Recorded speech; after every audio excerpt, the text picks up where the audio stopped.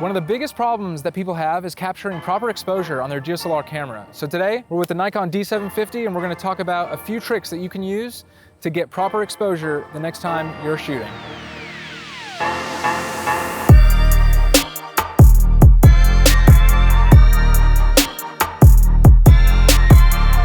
Every camera these days has auto exposure. Ever since the Kodak Super 620 in 1938, it's been a feature that a lot of us couldn't live without. But we're gonna talk about some ways outside of using auto exposure. I think exposure is something that everybody freaks out about a little bit too much, right? I think it's something that's very subjective to the photographer, to the scene, and just to the mood and overall feel that you're trying to capture on your photo, right? So that's the first thing I'm gonna tell you is don't be super hard on yourself when it comes to getting the proper exposure. So the first trick that we're gonna talk about is a trick that I love. It is auto exposure bracketing. 90% of cameras are gonna have this function. Auto exposure bracketing is essentially when your camera automatically takes 3 exposures. You might be familiar with this if you've ever shot in HDR. When you're getting your exposure, you might not be sure if it's too bright or too dark. So this feature is fantastic because what it does is it tells your camera to capture one exposure that's at a standard level, what your camera thinks is a good exposure. But then it goes beyond that and it captures another exposure that's brighter and a third exposure that's darker. This works on manual mode, it works on aperture priority, it works on shutter priority, and it works in pretty much all of the separate modes. So you can set it, let your camera do all of the thinking for you. Then when you get back in post, you have 3 options to choose from. I find this super helpful when you're traveling because a lot of times you're not always gonna get back to that beautiful place that you went to with your friends or family. So you have one shot for every photo that you've captured, and this just gives you 3 separate choices for exposure. Okay guys, tip number 2. This is huge. Use your histogram. This is something for the longest time I was scared of because it doesn't really look like it makes sense. But if you really take some time and learn about it, it is a fantastic tool. It's gonna tell you what parts of your image are overexposed, what parts are underexposed, and what parts are in a mid-range of exposure, right? So let me just show you a little bit about what that means. All you need to really remember with your histogram is that the left side is underexposed and the right side is overexposed. Everything else in the middle, you don't really have to worry about that so much.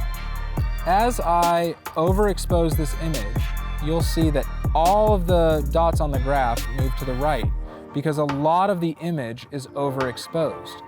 Now, it's the same thing when I make it too dark. Everything moves over to the left, right?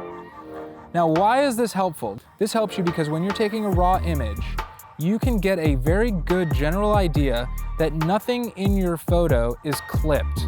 Now, clipped means that it's either too bright or too dark to recover later in post. In this scene, for example, right, we don't have anything over to the extreme left and we don't have anything over to the extreme right. So this would be overexposed because we've got a lot of the graph hitting on the right-hand side.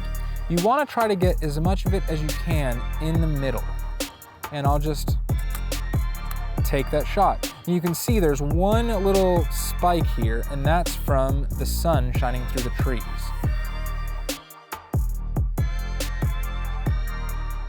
When you're exposing for people, and you set your camera to the auto exposure mode, which would be P mode, your camera's gonna take the exposure on what it thinks is the best exposure, right?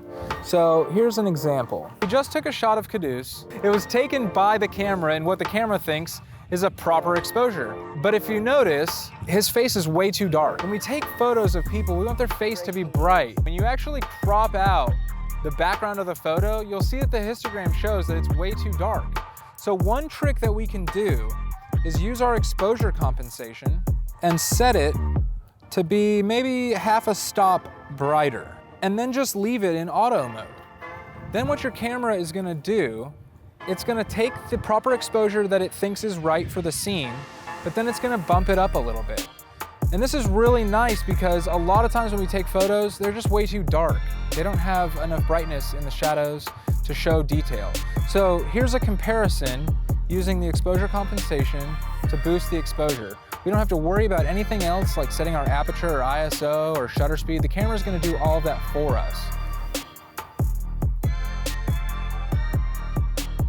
Guys, I hope this helped some of you. If it did, let us know down in the comments. If you have any other questions, also let us know down in the comments. And stay tuned because we'll be posting a new video every 2 weeks.